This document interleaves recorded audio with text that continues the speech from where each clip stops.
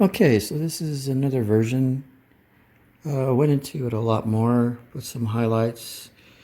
Um, Not too displeased. I could go into there and pull out more stuff. I'm going to do this is kind of the work in progress. A lot more clouds in here. Um, Started working on these, and I'm going to just do a little demonstration so you get the idea how those other ones are going to start working out. So I'm just kind of going into some shadow areas, control scribbling, or 30 cups of coffee. Another term I use for my painting is doodling. So it's just this random, what seems to make sense to me.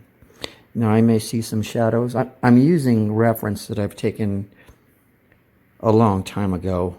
It could be 30 years ago.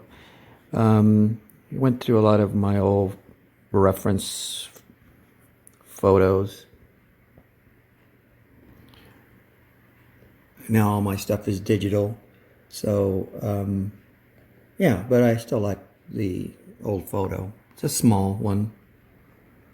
And I'll never capture an exact duplicate of Bryce. Yes, it'll always be an impressionistic painting. But that's, like I've mentioned before, if you want something realistic or super realistic in a watercolor, take a photograph, because that's the only way. And even a photograph will not take the experience from the real thing. It's just an impression on the part of the person who's taking the photograph. And, everybody has their own eye. I know some people just think it's a point and click, and it's more than that. It's your angle, the way you see the world. My daughter has an eye for photography that's above and beyond I can do. And it's just a natural thing that people see through a lens, adjusting angles. So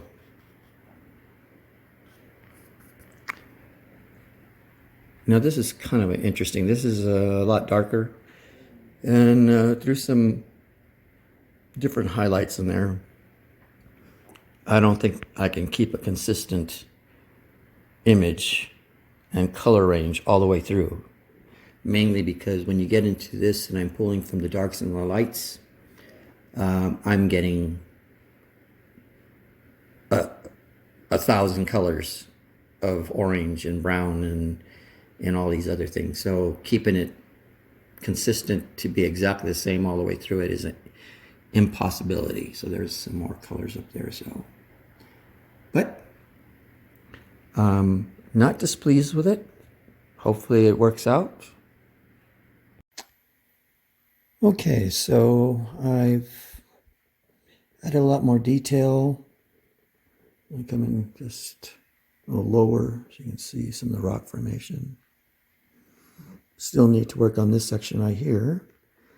I'm going to be adding some trees, or the starting of trees. So I'm going to be working really loose. So I'm just going to use a bigger brush.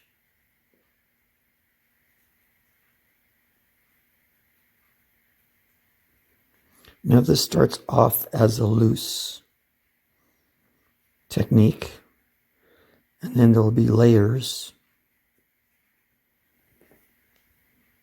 going into this. Now I'm going to probably not go all the way across. This is for demonstration purposes. So it'll be the same for these other sections here. Okay, so now I'm going to come in and add a little bit of Payne's Gray just to give some definition.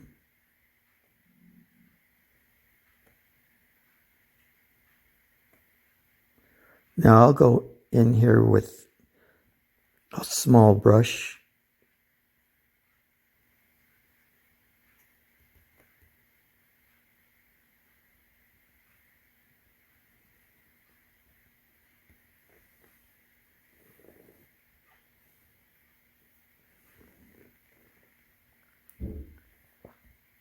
and do some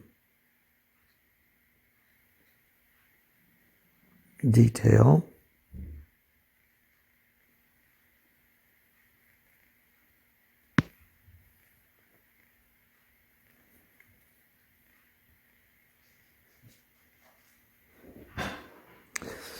But anyway, it'll look like this eventually.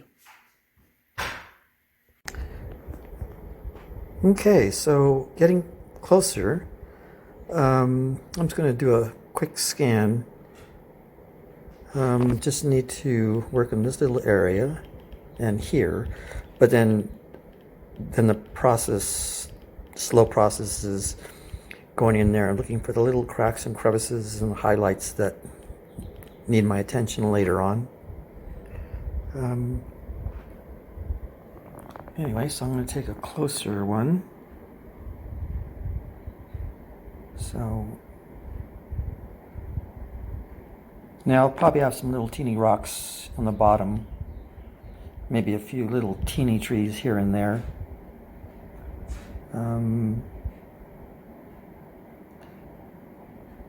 Well, I guess I'm going to say, if you really start looking at this work, especially a little bit later, you will see faces or different things that are hidden.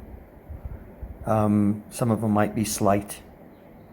Some of them no one will see unless you actually are in front of my painting. Occasionally I like to do that sort of thing. Anyway, this is a fun one. This is actually made from a photograph, actual photograph that I did 30 years ago, and it's kind of faded out a little bit, but it still has the feeling, and it still kind of puts the memories back long ago. Hello, I'm Steve Melendrez, a model maker, illustrator, scientific illustrator, sculptor, design natural history museum in Los Angeles. Done a lot of different things, but I'm going to be doing watercolor demonstrations of the techniques I've developed over the years. And it's going to go from a lot of different directions. And also I'm going to be doing videos, I call them video posters for my daughter. So a lot of stuff that I can leave to my daughter about her crazy dad. So I'm taking a lot of different directions, but mainly three. So anyway, that's my introduction that I'm going to attach to everything I'm doing now, so I don't have to repeat this. Be careful out there.